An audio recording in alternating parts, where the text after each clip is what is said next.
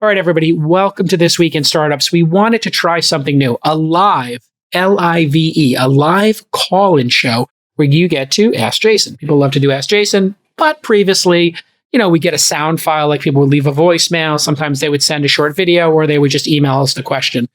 That lacked the dynamic nature, the dangerousness of having a live caller. So we wanted to try doing live Q&A. And so let's get started. This Week in Startups is brought to you by Lemon.io. Need to speed up your product development without draining your budget? Hire vetted engineers from Europe at Lemon.io. Go to lemon.io/twist to get 15% off for the first 4 weeks. Vanta. Compliance and security shouldn't be a deal breaker for startups to win new business. Vanta makes it easy for companies to get a SOC 2 report fast.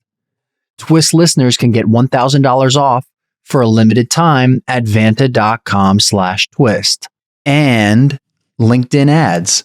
To redeem a $100 LinkedIn ad credit and launch your first campaign, go to linkedin.com/thisweekinstartups. Let's get our first caller on the line. Tommy, are you there? Yeah, I'm here. Oh, great. Awesome. You have a question for me? Yes. I was wondering, in 2024, would you think pursuing a master's in fintech is a worthwhile thing? Okay. I've never heard there was a master's in fintech, because fintech usually refers to startups and applications. But who's giving a master's degree in this, and what do you learn in that? It's through the University of Missouri, St. Louis. Oh. And it's like normal finance stuff. Mm-hmm. And then you learn about like applications of blockchain and AI and like how they work in the finance world. So, and how much is this going to cost you? And how much in time and money? Like, what does it cost to do this? Time, it would be like an extra year of school for me, because I can do the accelerated version. And then in terms of money, I think tuition. It would cost, it would be normal tuition. Which would be ballpark? $10,000, $50,000, $25,000? $20,000 a semester, I think. $20,000 a semester? And you'd have to do 2 semesters or 4? Just 2 of the masters. Okay. So $40,000 for you to get a master's in fintech. Okay. So the degree is going to mean nothing to anybody in our industry. So is your goal eventually to work in tech, and what type of job do you think you want to have in tech? Yeah, I mean, working for a startup, like finance side of any startup would be a dream job, I guess. Okay, so you want to work at a startup, and you want to work on the finance side. You're an accountant. You're a CPA. You're not yet, but yes.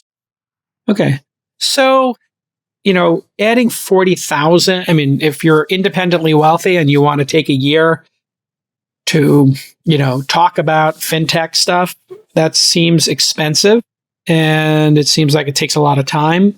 How old are you, Tommy? Oh, 23. 23. Okay. So, man, my guess is what you're going to learn there is not going to match what's happening in the marketplace. I think being a CPA is great because you're always going to have work. And if you love accounting and you love finance, that's great. Finance is a really good skill to have. I think a better thing for you to do would be to get inside of a startup that's working in the fintech space and be able to be a jack of all trades operations person, where you could help the startup and try to be a co-founder, and you could help with accounting, you could help with raising money, building decks, building models, doing HR, all that kind of stuff. So there's typically somebody in a startup who does all of the tasks operationally that the developer or the salespeople don't want to do. So that's kind of the jack of all trades. I don't know you're going to learn a ton in this. I don't mean that as a dig to anybody, but a year of your life and $40,000 plus living expenses, you're going to still go on, right? So that you're talking about 60, 70 grand, which are living expenses. I assume you spend $3,000 a month living. I'd rather see you just get a job at a startup, just find a co-founder, start hanging out. Where do you live, Tommy? St. Louis. St. Louis. Okay. So I'm going to give you a piece of advice right now. Take the 40, get the hell out of St. Louis, move to Silicon Valley, and just start going to demo days, get a cheap apartment, and just plunker yourself down right in the middle of all the action. Literally get a apartment somewhere on the peninsula, San Mateo, San Carlos, whatever, and just start meeting with people there and trying to get yourself into a startup, and then have some discernible skill that they need. Now, right now, finance, you're going to have you have your undergrad now or no? No, I'll get it after the semester. Got it. Any work experience to date? Not in that sector, no. Okay. Any specific skill that you have that startups need? A specific skill set that they can't live without that you know of? Other than accounting, no, not really. Great. Counting is a skill people know. So then the other possibility is try to find a startup that works in the accounting space, and there are tons of them. But have you spent much time outside of St. Louis in your life? No, like traveling, for weeks at a time, but nothing like living there, no. Yeah. So I'm going to give you like the best piece of advice you ever had, I think, which is get the hell out of St. Louis, put yourself in San Jose.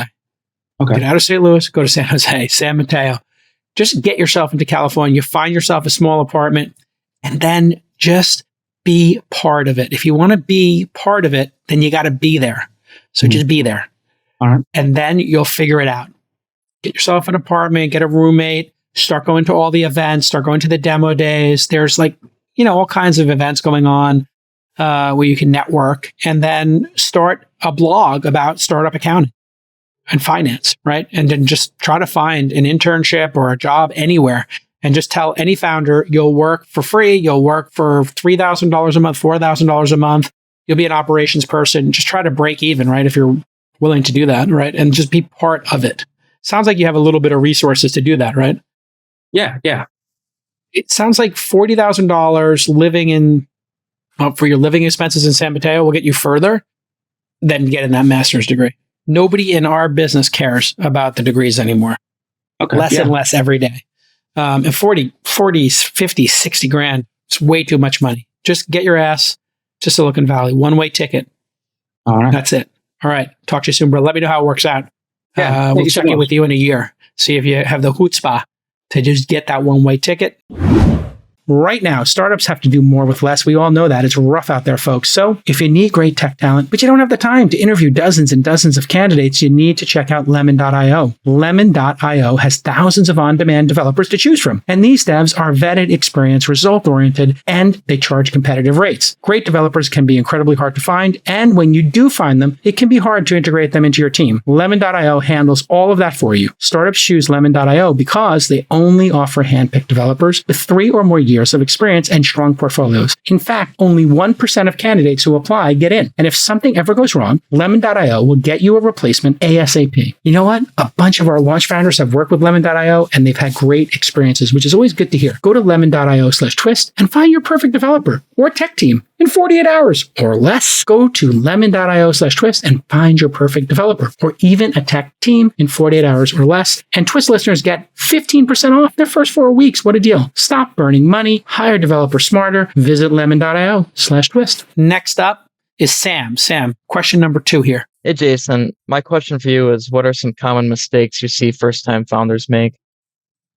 Wow. Where do I begin? The number one mistake is probably building a product without talking to customers. Essentially using your incredible brain power, having 2 founders sit around and they just brainstorm ideas. And then you figure out some really killer idea in your mind because you imagine if the world had this, it would be better, but you don't actually have that coming from a specific customer need. And so, people will be like, dentists should, be able to manage their businesses over their phone, or there should be a marketplace to get dental cleanings because isn't it hard to get your teeth cleaned? And it's like, is it hard to get your teeth cleaned? I don't know. Is there a better solution to that? I'm not so sure.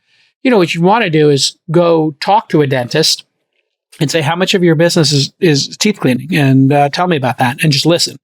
You say, okay, you're a solo practitioner. You've got one dentist in this practice. Tell me about your day. What do you do all day? And you just kind of keep double clicking, right? So you try to see if there's something that's missing from dentists. And then maybe they say, yeah, we have a lot of last minute cancellations. Okay, last minute cancellations. Okay. Or insurance is the problem, or, we don't have reoccurring customers or whatever. And, okay, maybe there's a membership club where you can get unlimited, teeth cleaning, whatever it is. And you kind of come up with an idea based upon an actual customer need. I think that's not talking to customers would be number one. Number two is I think people sometimes don't have skills. And so they build a team of idea people. What you really need in this kind of a business is to have a team of builders. And so the companies that go far tend to have 3 co-founders, sometimes 2, sometimes 4. And so I would say, Sam, you want to have, 2 or 3 co-founders in the team and have at least 2 of the 3 be actually building the product. So You have a startup, I take it. SIF AI is your startup? Yep, we do. It's how many co-founders? Just one other. He's a technical co-founder. He's a recent CS grad from Berkeley. Great. So there's 2 of you. And what do you do at the startup? You're the idea guy, you're the business guy, you're the sales guy, UX? Yeah, just about everything you said, UX, biz dev, sales, talking to customers. And part of the reason we asked that question is the first time we took a spin at our idea, we weren't talking to customers. We just kind of thought of the solution first and kind of in search of a problem. But how did that go? It didn't go well. We had to pivot our product quite a bit. We actually talked to Sunny Madra, your friend, and he kind of guided us in the right direction into first speak to customers and come back to me and we'll talk about the idea. And so we gathered a lot of feedback, and now we think we're building a product that customers actually want. And now it's just about execution and kind of beating the competition. Yeah. Who are the customers you're going after? We're targeting, primarily startups and fast-growing companies, small businesses. I don't think we have our platform, not the technical capability to reach kind of the enterprise. They have a kind of a different set of requirements. So you want to go with emerging high-growth companies. So right, yeah, 3-person companies, 10-person companies, something like that. Yeah, we're doing AI-powered sourcing and interviewing for recruiters. And so the enterprises typically have a little bit different requirements, which like several integrations and kind of compliance needs that we're not quite there yet. But initially we have onboarded, quite a few beta customers, and we're kind of iterating the product still. But so how really would it excited. work? I send a link to a potential candidate and they talk to a chatbot, which asks them a series of questions. How would it work? Sort of. So we're kind of trying to do the entire pipeline of recruiting. So first of all, it's a sourcing tool for recruiters, right? So instead of using LinkedIn, which is what most recruiters do today, where they kind of just scroll through LinkedIn, doing all these Boolean filters to manually click and click. Now we can just use natural language, just like you do with ChatGPT, but it's pretty much like ChatGPT for people search.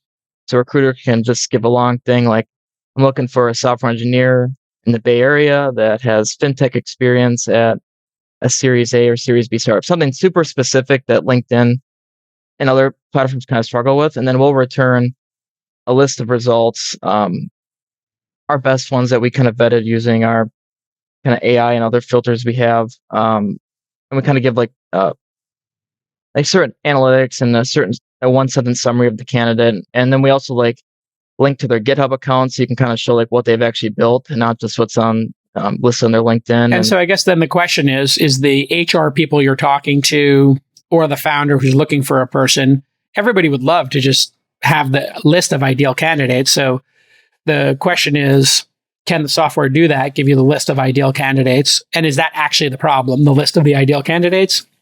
Or is it getting a meeting with them, or is it qualifying them? So what's the good part now is you could actually give the product to somebody, the people you talk to, and say, hey, remember we talked? Here's the product we built. And I remember you're looking for developers, and you're looking for developers who are on this time zone and who have experience working at a fintech company. Here's the results we got. We did a combination of Crunchbase and LinkedIn, and we found these folks, and then we got their GitHubs automatically and put them in a table. What do you think? then you can at least have the next conversation where the person says, okay, well, next I want to get a meeting with them. How would I do that? Oh, well, you have to send them an email, send them an in-mail, whatever it is. So I think you've learned one of the first lessons of startups, which is you can't talk to customers too much. Now, they might tell you things they want that they don't actually want. So there's a whole nother series in this science where sometimes people will be nice to a founder because they know you're a struggling founder or you're trying to do something entrepreneurial. So you have to be careful that sometimes, you'll ask them, hey, do you need something? And maybe they are just being kind to you. So you'll find out, or how do you think you would find out if this is mission critical for that founder to have the process you just described? How would you find out if it actually was important to them or how important it was to them? Well, first of all, whether they're paying or not, instead of just being like, it's whether they're putting their credit card in. It's really the thing. And one of the things we actually did is for our early customers, we are requiring like a payment. I mean, we're not pricing it fully what we would price, but they are still paying customers, kind of testing it out. So we tried to vet it that way a bit. And so I think just whether they actually put their credit card in and not just saying, that's it. You got it. And that was, how Raul, with Superhuman figured it out as well. You can only sign up if you put your credit card in and you're willing to do a half-hour onboarding call. So he sort of challenged people, put up those roadblocks, and then you actually know if people really need a high-end email client that saves them an hour a day or, 10 hours a month, whatever it does for a person. So congratulations. Well done, and keep grinding. We'll talk to you soon. Yeah, appreciate of course. My pleasure. Listen, a strong sales team can make all the difference for a B2B startup. But if you're going to hire sharks, you need to let them hunt, and you can't slow them down with compliance hurdles like SOC 2. What is SOC 2? Well, any company that stores customer data in the cloud needs to be SOC 2 compliant. If you don't have your SOC 2 tight, your sales team can't close major deals. It's that simple. But thankfully, Vanta makes it really easy to get and renew your SOC 2 compliance. On average, Vanta customers are compliant in just 2 to 4 weeks. Without Vanta, it takes 3 to 5 months. Vanta can save you hundreds of hours of work and up to 85% on compliance costs. And Vanta does more than just SOC 2. They also automate up to 90% compliance for GDPR, HIPAA, and more. So here's your call to action. Stop slowing your sales team down and use Vanta. Get $1,000 off at vanta.com/twist. That's vanta.com/twist for $1,000 off your SOC 2. Next up on Ask Jason Live is Clint. All right, Clint. You are here on Ask Jason Live. This is live. You're looking good. You got a great podcast studio. Yeah. You got a great beard. Look at the neon behind you. You got the lava lamp and a great shirt. I get the sense I'm going to get an awesome question. Give me a nice tight question. You absolutely are. I'm just waiting for you to grow the beard out so we can fit in, I mean, come on. It comes in pretty rough. It's not a great beard. Yeah. Yeah. Firstly, thanks for your time. Also, just want to thank you. Beginning of last year, beginning of 2023, you said, so just a minute of audio that you said on the podcast about the need for startups to survive 2023 and that those have a great proposition for investment and to become the next unicorns. And that clip we actually took and that fed us through 2023, just that minute. So it fed us, it fed me, It fed our team. And I think there's a lot to that in cultivating hope as we made it through that brutal year. So thanks for that. If you survive, you can thrive. So survival is super important. And a lot of times you survive and then things can break your way. Timing is everything. So, we have this amazing startup, Cafe X, the robotic coffee machines you may have seen me talk about, or I talked about in my book, and made that investment, 7 years ago, or incubated it 8 years ago. And man, it's been hard to launch a robotic coffee machine in San Francisco where they fought against it. They wanted us to use powdered milk. Homeless people were breaking the machine. People were stealing the iPad ordering system. Just really gnarly. Couldn't get into airports. And then also trying to make the software work, the hardware work, the retail experience work, and a great actual drink. So you start thinking about how complex that was. And here we are now. I just was going through the airport with my daughters who were born right around the time Cafe X was born. And they were thrilled to order their drinks from this machine, order cookies, and they went crazy. And there were 10 people around the machine ordering, and, just warmed my heart that company survived. And there were many times where, COVID, et cetera, it should not have survived, and it did. So the founders who survive have, a special place in my heart. But you have a question for me. Let's hear it. Yeah, thanks for that. So my question really does go around that period of time. I'd just like to hear your thoughts on companies like ours, startups like ours that have been going about 3 years. We launched on the downturn, made it through the 2023. We're now extremely tight on funding. We're stuck between not having the metrics to raise some of the investment we need and not having the money to build those metrics. My personal belief is really around that if we can't find a way to help these startups in this position, that it's really quite a detriment to innovation for us as a country in particular, because I am in the States. And so, that's kind of a problem that's developed over the last 3 years. How do those startups survive this period? And they're kind of feeling like they've been left out in the cold a bit as well. And then if you have time, if you could just tap on something about valuations, because obviously when we had our previous and now is different. Yeah, so this is a really, really tough situation to be in. You start during the ZERP environment, you're able to close a seed round, you get to work, you get some level of product market fit, and then the market bottoms out, funding dries up, company's not dead, you've learned a bunch, but now it's a 3-year-old company and you don't get the benefit of selling hope, right, and a dream. Yeah, and exactly. You've got investors now who just want to see metrics, as you're saying, right? And they're saying, prove it to me. And so, yeah, you're caught between a rock and a hard place here. There's no easy answer other than solving a problem, an acute problem for a small number of customers, and then using that customer love and data to try to win over angel investors and seed investors. And having a low burn rate is very attractive today. So if you're only burning 10, 25K a month, 50K a month, I'm sure you're probably in that range if I had to guess. Yeah. So how many employees do you have full time on the project? 3. Perfect. Well, we had more before. One of the things that you did as well is prompted us really early with your foresight to cut our spending. So we were one of the earlier ones. So yeah, you took the medicine. Team. Yes, sir. Yeah. Absolutely. Yeah. Well, and what's happening is you are part of the ZERP era of startups who has made the transition to the AI lean startup methodology. So there was lean startup methodology. People threw it out the window. There was Steve Blank, Eric Ries. They did a great job of explaining to people how to do stuff really affordably. I'm sure you read the books. I'm sure you understand the concepts. Then there was ZERP, where people were like, well, we can always we're optimizing for raising the next round. So we raised $1 million in this round. We got 10 people. Yeah, we'll raise 2 million in the next round. If we did $1 million in the last round, we'll just raise 2 million in the next round. And then the bottom drops out and the game on the field changes. Because now you're up against startups, and we're seeing this over and over again. They have 3 founders, and they're each taking a draw. 2 of the 3 are builders. So this team is super lean, and they're shipping product constantly. And the ZERP era startups might have, 6 or 7 people in the company who don't build the product, and 3 or 4 people who do build the product. And they probably need to get rid of a couple of those people and get back down to basics and just be grinding on product until you have market pull, right? And so it's very depressing when these companies get big and you get to 10 people. You probably experienced this because you don't have product market fit. And then there's 5 or 6 people who are in sales, marketing, growth, whatever, operations. And they're like, hey, when are we going to have a business here? When are we going to have a kick-ass product that people want? You're better off just not having those people hang around and be annoying, pesky, depressing, and then a weight on the founder. Better off just having a lean product team, boom. And I'm assuming that's what you have now, a lean product team?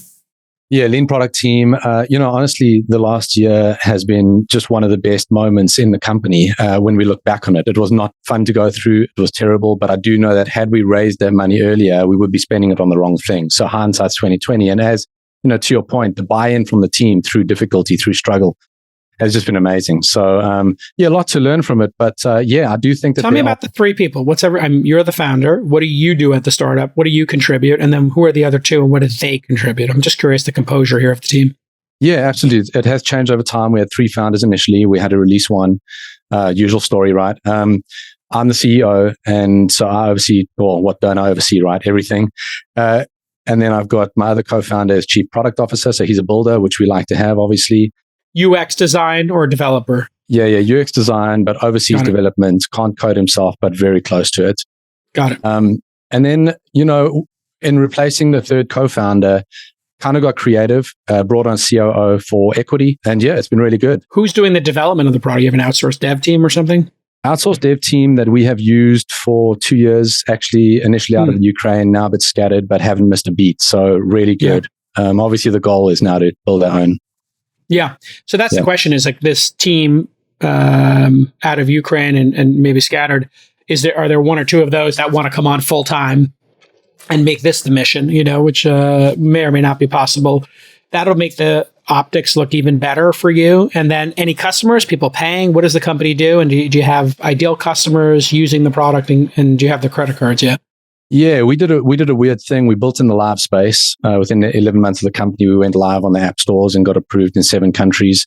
Google then ran a article saying we wanted the apps that they love. So we picked up all these users before we were ready for them. And so that was good and bad, But ultimately ended up around 1,300 users, 380 of those active, converted only 40 to subscription, to a subscription model. We actually took a leaf from your What does the app do? Points to socials.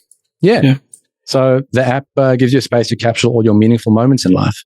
So we know how superficial, social media has made us. But this is really a first person, my insights, my thoughts, my experiences, completely private, shared privately, and shared forever generationally. So you can be known in first person forever. Yeah. Got it. So you got a little ancestry in there. You got a little journaling in there. And, what's really nice about those kind of apps is, people will want to pay to maintain that stuff. So if you can come up with a format, then you just have to figure out who is the documentarian, who is the archivist of that family. And then those are the people who are motivated to use these kind of apps. How do you find them? You got 40 of them. How do you find 40 more? Yeah, our initial testing was actually with a nonprofit. We launched the MVP through a nonprofit of 5,500 families that all have life-threatening illnesses in their kids. That was tough. Communication through nonprofits is difficult. That was our initial push. But we've got quite a few strategies. One of the things is we're building a podcast. My background is radio, so that'll build the wait list, and we go after interviewing people on the podcast that have good audiences. So it's not to build the podcast; it's to reach scale. I've been pitched on these kind of memory apps all the time. I think they're very interesting. People a lot of times do it after the person dies, and then they start doing this. I've given a lot of advice over the years of, giving people prompts to ask family members and then collecting those videos for future generations. So I would love if my 2 brothers, as but one example, and I asked my parents questions, every time we saw them, and then videotaped them, and then somehow put them together. And then it became some kind of output, like a documentary about my parents' lives. But that kind of app or scripting, I've been pitched on people. There are people doing this service where they charge you $10,000 or $5,000 to make a documentary about your life, your family's life, etc. And they kind of do this. I think they give you a script, you make the videos, and then they stitch them together. Are you aware of these like documentarians? Yeah, kind of doing work for hire. Yeah, but it's not frictionless, No, I agree, but it is indicative of there's something there on the high end. It's a developing landscape, no question about it. And we think our timing's really good. Do something with it. We are the something. And the price point's there. I mean, $7.99 a month, $79 annually works pretty well. We're looking at bringing that down to $5.99 because it's a kind of a throwaway number. It almost feels too cheap. Yeah. I like the idea. It does feel too cheap. Yeah. Yeah. I wonder if there's a higher end version of this. Yeah. But where, I'm just going to think out loud here for a second with you. Yeah. There are archivists in the world, or documentarians. They need work.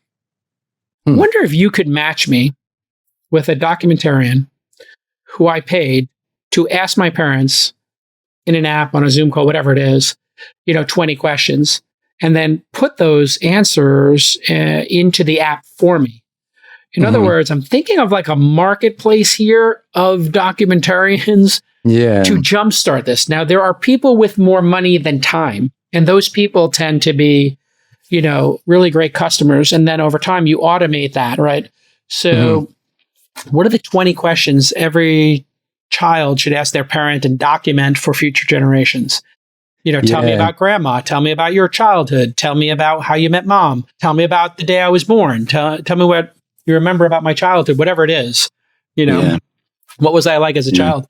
And, those kind of things are, people will be willing to pay for it. I know I would pay as a high-end consumer. If you said this was available for $1,000 or $500 to hire a documentarian and have them fill out these videos into my, app. What is your app called? Capsule, CAPS. Yeah, Capsule. If there was like Capsule Pro, and I could spend $500, having somebody interview my parents, I would do it. I would do it in a heartbeat. Yeah, no, totally. I hear that. Can I just change the perspective a little bit in that sense? Please. So, when we speak about this sort of thing, one of the things we've got to deal with as a company is that it's not for one day. It's not only memories that we're dealing with. Actually, the way we engage in these moments now actually has a lot of meaning right now. It builds authentic connection, the opposite of social media. It reveals your self-worth, the worth of those, and obviously passing it on is cross-generational, which we've done in humanity from the beginning of time. So it is a one-day thing, but actually that's not our application. Our application is to save your moments now. The one-day add-on is a great feature set for that. But we think we can reverse the division that we've seen in social media through this kind of activation. Which is what we're doing now. Yeah. And there's a lot of study around that too, which is great. And do the 40 people who pay you have something in common? Generally, moms, families, Makes sense. particular age. We aim at Gen Xers in particular. Perfect age. Gen Xers, we're all got kids and we're all trying Very nostalgic. It's grandma's photo albums that are no longer relevant, right? That's what it is. Yeah. It's amazing. I wish you great success with it. I think, keep grinding it out, understand the customers. And then in terms of raising money, I think raising prices and showing growth and then going to raise money with, a vision of how this could go from 40 to 400 to 40,000 is what you need to show, right? Yeah. What you are maybe going to prove inadvertently is it's a niche product, right? And so that's one of the other things you'll contend with is sometimes startups run experiments, you get to year 3, 4, 5, and what you've proven is, there's a niche market for this, right? Yeah. And so how do you break it out, right? And I've been in this position myself many times where we're working on a startup and it proves, there's a $10 million business here or a $5 million business, which then takes you out of the VC race. So you got to be figuring out how does this get millions of people every day to use it or tens of thousands of people to pay hundreds of dollars a year, something in that range where you can get to millions of people who are part of this editorial hook. There's usually some behavioral loop in these apps that make people come back every day and pull them in. That's exactly right. Have you figured that out, the behavioral loop or no? Yeah. So while we had the MVP live for 2 years, we were doing picture, audio, and video in digital time capsules to be passed on. We learned that video is the place to be. We already do this with our phone. We already do selfie videos at like concerts, moments like that. Or when you're capsuling a moment, that's what you want. Kids' first steps or your thoughts after something happened, after you fell in love, remembering those memories. So video only, and I won't say too much more than that. Yeah. I think going for the vertical video is a smart move.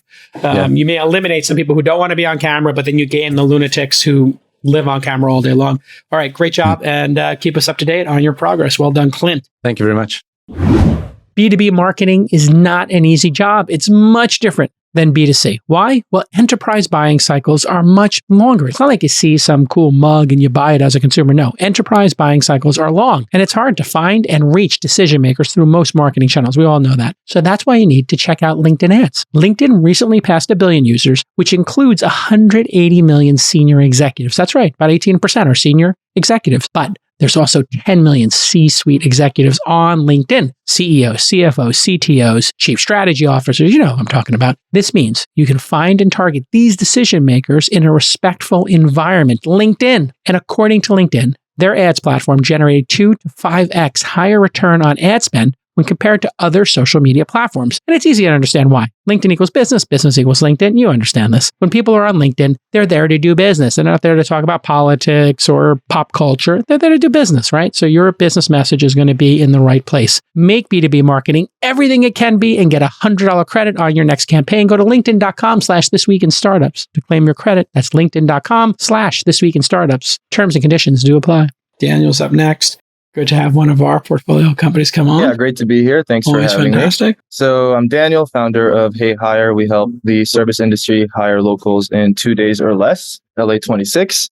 And my question to you, Jason, especially because it's relevant to us right now, So in a world full of pivots where pivot has become a buzzword, can you share a story of a pivot gone wrong and the lessons learned from it that people don't really talk about? Yeah, I mean, I could tell you one from myself. When I was doing Mahalo, we were trying to do this like search engine, which actually Perplexity is now doing, which was instead of just 10 blue links, pulling in some editorial. So my idea was like Wikipedia plus Google search results or Yahoo search results. And it started to get some traction. We had SEO. And the SEO was printing $10 million a year in advertising. It was really starting to crank. And then Google got, kind of kicked our ass with the Panda update. And we lost all of our SEO, as did eHow, how to this, how to that. Everybody who had Demand Media was a company that had a lot of SEO juice, and they just basically cut off everybody.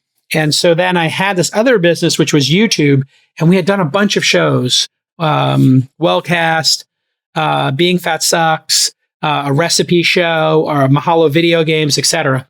And those channels had really started to get traction. And then, but it wasn't interesting to me, the YouTube kind of ecosystem, but we were having success. And then I just started doing Inside because I was more interested in the journalist content side. And I probably should have just stuck with the YouTube side because YouTube was very tiny back then, 10 plus years ago. We were part of their like programming group where they had given like little bits of money to it. And I should have not pivoted to news and Inside. I should have just stuck with the YouTube thing and I probably would have had a great exit. So that was a mistake on my part. I just thought YouTube couldn't work because they were taking 45% of the revenue. And I built my model. I was like, this can never work because you're giving away 45% of the revenue. What I didn't realize was it was going to get to as big as it got in billions of people. So that was, just a strategic mistake on my part. So if I could have changed it, I probably would have just done video games. I probably would have just done I would have made Mahalo video games and just done one thing. So almost always, something's getting traction and you don't stick with it enough. It's just, people make that mistake all the time. The best way to understand what to do is to obviously listen to customers and see what's going on there. And we knew that they were having breakout video after breakout video after breakout video on YouTube. But it wasn't interesting to the founder, right? And so I probably should have just handed the company off to somebody who did care about video at that point and just let them run with it. So that's kind of the dilemma that we're having right now. We're listening to our customers. We mostly help restaurants, but we have a few restaurants that also do catering.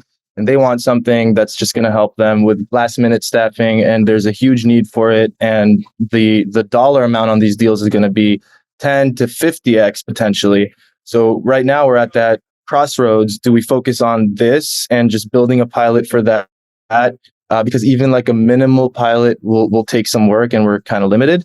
Or do we stick to our bread and butter, which has been proven to work, but lower ticket? So and I know what your startup does. Just briefly, you help restaurants who need workers where there's a big shortage here in America.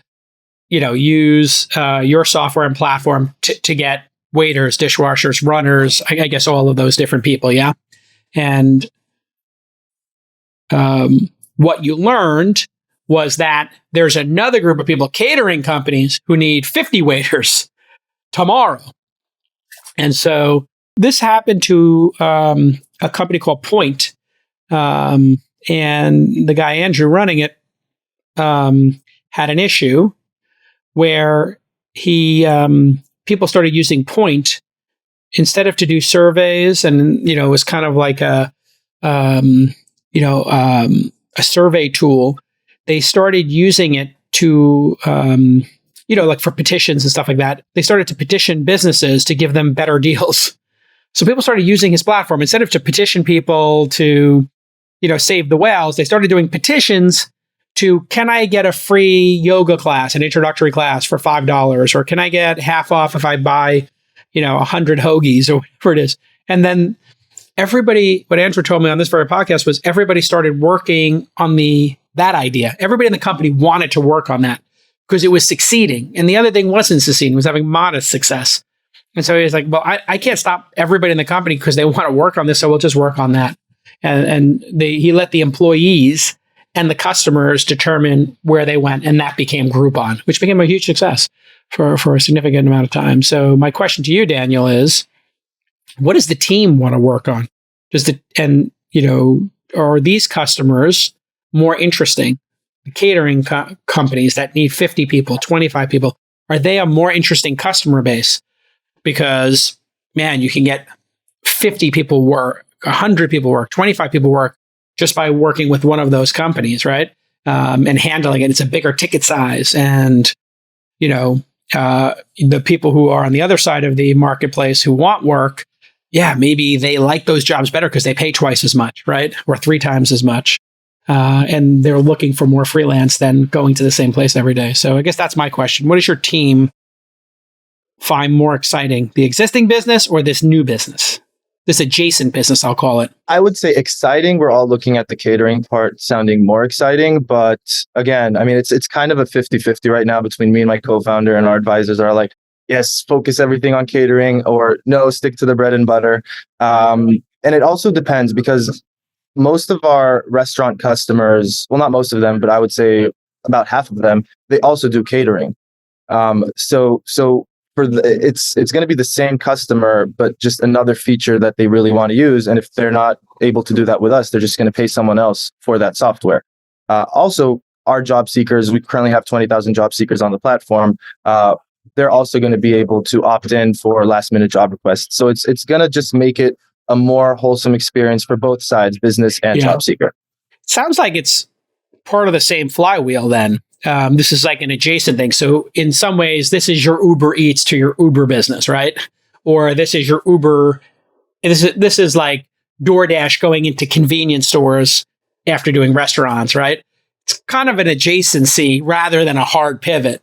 And that's why I really like it, because it does seem like if you have those 20,000 folks and there's no jobs for them, or they're looking for extra work, man, you can just email them. Hey, there's 1,000 of these people in Texas that we have their contact info, and we can say, hey, we've got a catering job. It pays this much. Would you like to qualify for it? You have to answer these 5 questions, and then you get more data from them. It's like another reason to leverage the supply side, which is what Uber found, is another way for them to get the drivers more work.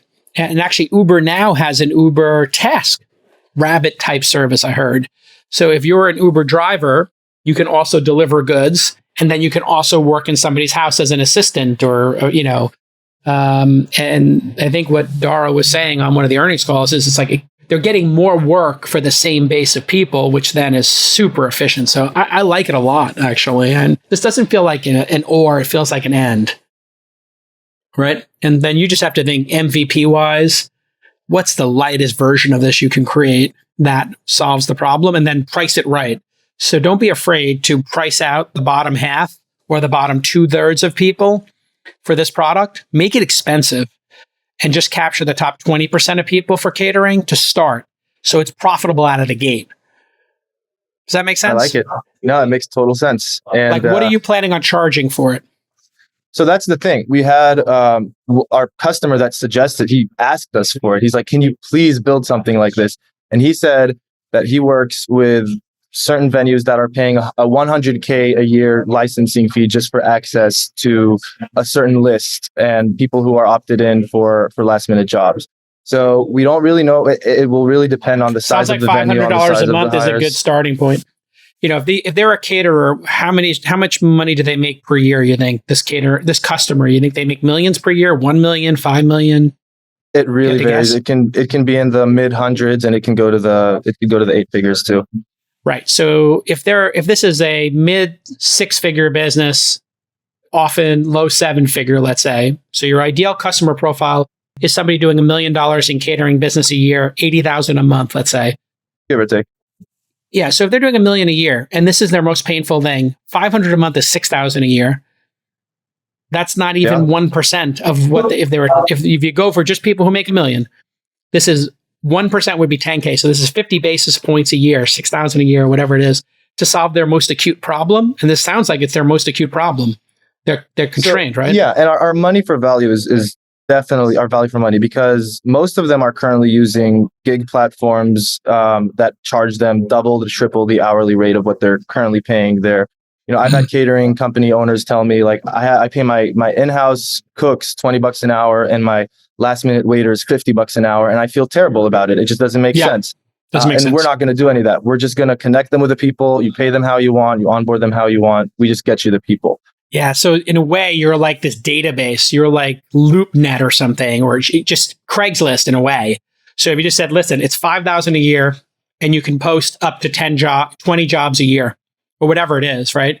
So you could just give them $500 a month. You can post 5 times a month, different jobs, and, some, rate per usage or something. But yeah, start with $500 a month and ask the person for their credit card and just send them to a type form and see if they pay it, and then you can, as Paul Graham has always said, like do things that don't scale. You can just be all bespoke to start. You just email your database manually. You just do slices of your database. So if it was $500 a month or even $1,000, you say, hey, it's $1,000 a month and you have to buy a 6-month subscription, and we're going to really work hard. You'll be our first customer and we'll solve this problem for you. Man, they might just have, $500,000 in profits sitting in their bank account, and $6,000 is a lot cheaper than hiring somebody who's a manager for $50,000, $60,000, $70,000 a year to solve the problem. So maybe $1,000 a month you do. See how that goes. But whatever you do, overprice it so you get only the serious folks. And just tell people, this is for people who make $1 million or more in catering. That's why it starts at $6,000 a year. This isn't for people with a $250,000 a year catering business. Just neg them, This isn't for you. If you're only doing like 1 or 2 catering jobs a year, you need 3 or 4 waiters, not for you. This is a more bespoke, high-powered, industrial strength solution for $1 million in catering up. We don't do like small catering jobs. If you need 3 or 4 people, go use Craigslist, or text people. This is for, you need 20 waiters. You need to do 10 jobs a year, 30 jobs a year. And, it's a serious problem for you. I love it. Great job. That's great. Yeah. I appreciate that. And I'm going to definitely bring it up on our next call with everyone. All right. Great job. Next on the program is Greg. Greg, you have a question for me. Yeah. Hey, Jake. I was curious to get your take on, is it worth trying to raise before product market fit? For example, we're currently in a pre-seed stage with a rolling safe and trying to determine what metrics are most, critical for pre-seed and seed investors. And, when several of those are metrics related to product market fit or revenue generation, capital's often needed to get there, also to thoroughly test acquisition models, to generate, the desired data that they're looking for. I'm just curious what investors prioritize from a startup, before product market fit and, pre-revenue versus after. So before there's product market fit, they're going to be looking at the team. So and this is what our firm launch would do. How many co-founders do you have? We got 3. 3. Perfect. Okay. So you got multiple co-founders. That's a checkbox of our 13 things we look at in the pre-seed. So you got one of the 13. Have you raised venture capital before? Yes. Great. Checkbox. So now you've got multiple co-founders and you've raised venture capital. Have you had a successful exit before? Have you sold the business to another company for money or stock in that company? No, I've not. Okay, great. So you don't have that one. Do you have world-class design of the current product, even if it's not launched? World-class design being Apple would feature it and it's got like an incredible, you'd win a design award for it, or you're not there yet? Yes, no, our design's probably one of our strong suits. Okay. So for us, if we see world-class design, like Robinhood level, Calm level, that we like that too. Yeah. And then product velocity. So how often is the product, would you say, how often do you ship new features in your product right now? We're probably shipping new features. On a 2-week sprint, usually a core feature is included in one of those. Right. So we look for product velocity as well. So you probably have that. So you have like 3 or 4 of the things we're probably looking for in that. Has your team worked together before? You previously, the 3 co-founders, did you work together on your last startup or at Google or something? One of the co-founders, him and I have worked together in consulting capacities together alongside with clients. Pretty much in lockstep, and the other one is new. Great. So that's another thing. We like people who've worked together before because we see that have greater success. So you've got a couple of the checkboxes we like to look for. Congratulations. That's awesome. And that'll help you in your journey, I think, with this. So you could raise based on those factors from seed funds, potentially from angel investors, just on like, hey, here's the pitch. This is what we're going after. You might be able to get $25K to $250K checks. Where are you based? In St. Pete, just outside Tampa in Florida. Yeah. So there's no VCs there to speak of, angel investors maybe, but you're in a tough location, right? So if you were based in Silicon Valley and you were meeting with people, this would go a lot faster, like 10 times faster, because you could be meeting with folks all the time and showing your progress. Generally speaking, if you can get the product launched and get 10 customers for it, people would love to see that, because now you're off to the races. And then that unlocks about 50 times the number of investors who just want to see a little bit of early product market fit. And so your instincts are correct.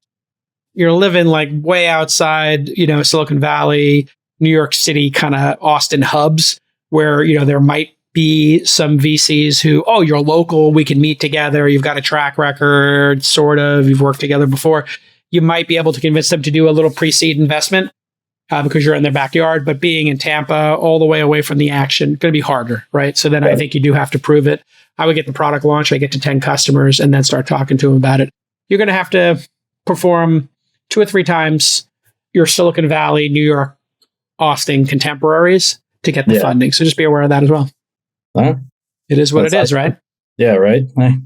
That's it. So good job. And customer traction's great. And then you could take 10 meetings with seed funds, I would think. And then the other thing is you could join an accelerator or an incubator. And that acts as a validating proof point, because you would have to beat out, like, for example, in our accelerators and our pre-accelerator Foundry University, you're going to beat out 90 to 99%. Pre-accelerator, you have to beat out 90% of people. Accelerator, you got to beat out 99% of people. YC accepts 1.5, you got to beat out, whatever it is, 98.5% of the, 100 people. So if you can get into a higher end accelerator, that can also be the start of the validation process. You got through that filter.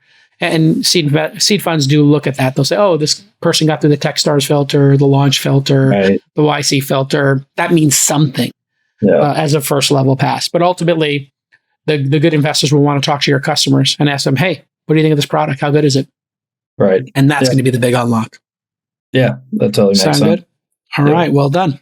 I think we have time for one more. Okay, Oliver, what's your question? Thank you. Quick question, pretty much just on the initial push for customers. So we serve real estate agents and real estate brokerages. We're getting a lot of interest from brokerages for like a complex solution, so which would be a heavy build out, but would also be like $5 or $10 grand a month. And then we're also getting interest from agents, which would be like $20 a month. So we have like 23 different brokerages on wait list, about 2,500 agents, and we just don't know which one to put our manpower towards initially. But should we go lightweight and then add or? Yeah. So you're now getting into total addressable market kind of discussion, TAM. So how many real estate agents are there in the United States right now? It's hundreds of thousands active and over 1 million who've got the certification. Am I ballpark correct? Yeah. Do you know the exact number of active real estate agents? It's like 1.3 million total. And then about 20% of them do the majority of the business. About half of them sell more than one deal a year. So got it. So if 20%, you think there's 300,000 people who are in the $20 a month TAM? Yeah. Okay. So $20 a month, 300,000. If you capture the whole thing, 6 million a month, 72 million a year. Pretty good. Pretty good. Question is, $20, would they pay 50, you think? If you added features over time?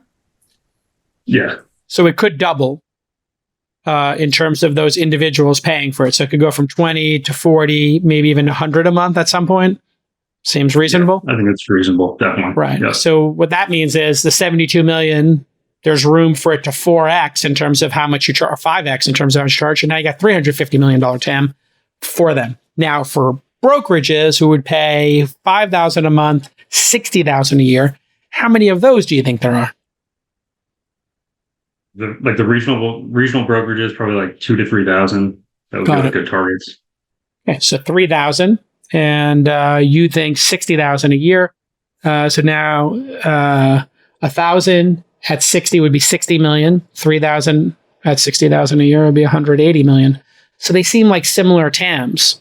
So then the question becomes, are there competitors for either of these products in the market? And is one of them going to be harder to displace than the other? Is another way to look at this. What's the answer to that question? Do you have more competition for going direct to brokers, or more competition with the $5,000 a month solution to brokerage houses? Like going direct to agents. There's not a lot of brokerage solutions currently. Yeah. So, if you can get those brokerages to put down the money, then you're a SaaS business. And it feels like, you could have a sales team and an onboarding team and a customer success team and land and expand and raise prices over time. And then you've got a smaller number of targets to go after. You just could have somebody in Manila, research 3,000 people who have these agencies, put their names into a database for you. And then you're just going to spend the next 10 years seeing of those 3,000, how many you can get. Now, if you were going to do the one for brokers, you're going to have to figure out a way at scale to get to a large number of brokers, podcasts, Google search, influencer TikToks. I don't know how you reach them, where they hang out, message boards. I know there's like a real estate message board where they all hang out and, wring their hands, Reddit forums, whatever. And so you just have a different life where you'd be trying to do, in one case, you're going to have a sales team targeting leads, warming them up, doing meetings, maybe wining and dining people. And it's a small number of people paying you a large amount of money, low churn. On the other side, high churn, high marketing, having to, reach a ton of them. Now, a lot of them may sample it. So it's going to be a high churn business. But it would be more defensible, right? Because if you did get to scale with a large number of brokers, you got 100,000 brokers. Well, yeah, if you lose 1,000 of them, it's no big deal, right? You've lost 1%. Whereas in the other case, if you start losing dozens of them, it could have a serious impact. So I think the answer to this question that you're asking. You're probably just looking for confirmation. Was my assessment where you wound up? Yeah, it was just like a little indecisive, I guess. Yeah, but no, I appreciate you thinking through this. So thank you very much. That clarified a lot for me. Yeah. Have you done an enterprise software company before, a B2B company before? Yeah. Is this your first company? This is, first AI company. I was in real estate, and then I did my master's in AI. So I just kind of like know the domain. And so we have like 2 pilot programs with brokerages, and then we did a conference, and then it's just exploded. So I was like, which way do I go? But I like the idea of going after the big high-end folks. You could eventually, if you look at something like Slack, there are people using Slack with 5 people in their Slack instance, and there are people using it with 5,000, right? The solution kind of works for all of them. If you make this industrial sizing solution and people are paying 60,000 for it, you could always have a lightweight version eventually, I guess. I don't know why you'd want to. It sounds like if you own the brokerage, you could own the whole business, and it's going to be a much easier business. And it sounds like they want what you're selling. And it sounds like you could name your price if you're saying it's 5 to 10 a month. So I'd say you name your price, and let's see if they actually give you, if they pay a 6 month, you charge up front 6 months, you do those strategies to make sure they're serious. Say, hey, we're only going to be able to have 5 pilots this year. It's, $5,000 a month. It's $25,000 on signing for the first 6 months. And then you go to monthly payments after that. Might that work for you? And just be a little bold. And then if everybody says yes, then just raise the price. Just literally double the price for the next 10 phone calls and say, hey, we can only do 10 of these trials this year. And it's not cheap. This is a high-end software, but it's $10,000 a month. You got to pay $60 on signing. But of course, if you sell one home, your average home sells $1 million or $2 million. So it'd pay for itself with about one sale. So that's all you need to determine is if you can sell one. And you may have heard on the earlier phone call I did where I was saying just challenge people and go after the high end first, as opposed to what a lot of founders do is they go for the low end and then they got problems later because they run out of money. All right, great job. I wish you great success, Oliver. All right, everybody, this has worked out fantastic. We'll do more next time, and we'll see you next time on This Week in Startups. Bye-bye. Hey, everybody. I talk to a lot of founders here on This Week in Startups and as an investor, and they tell me the same thing over and over again. They want to spend time together. So we've been working here on a new meetup program. We call it Founder Fridays. And Founder Fridays are an event by founders for founders. This is an event that is hosted in cities by people like you. If you're listening to This Week in Startups, you're a founder. Now, why is it important for founders to get together? Shouldn't you be at home just focusing? Shouldn't you be in the office just focusing on your startup? Well, if you get together with other founders, true founders who are in the arena, building like you are, you're going to get a lot of value from that because you can trade notes about what's working at your startup and what's not working. The truth is, if you're facing a problem, there are hundreds of founders out there who have probably solved it already. And instead of you banging your head against the wall, when you sit there and you talk to 3 or 4 founders, somebody say, oh, you know what? I had that same human resources problem. Oh, I had that same technical problem. Oh, I had that same marketing problem. And they might tell you about a tool or a service that'll solve that problem for you. This happens over and over and over again when I do Founder Fridays with our portfolio companies. Now we're going to give you that same experience. But here's what I need you to do. I need you to host this in your city. So you're going to go to thisweekinstartups.com/meetups. That's it. And you'll see a landing page where you can sign up and you can say, I want to host in my city. Now, your city may already be hosting, so you can just join that person. We're using a wonderful piece of software that we've invested in called River. You can sign up for a River account just by going to thisweekinstartups.com/meetups. And we're going to do these on a rolling basis. You can join an existing meetup if it's already occurring in your city, or you and 1 or 2 other founders can start your own. Please go to thisweekinstartups.com/meetups if you are a founder. This is for founders, by founders. We vet everybody to make sure you're a founder. And if you host it, it's a non-commercial event. So this is your chance to connect. Go to thisweekinstartups.com/meetups.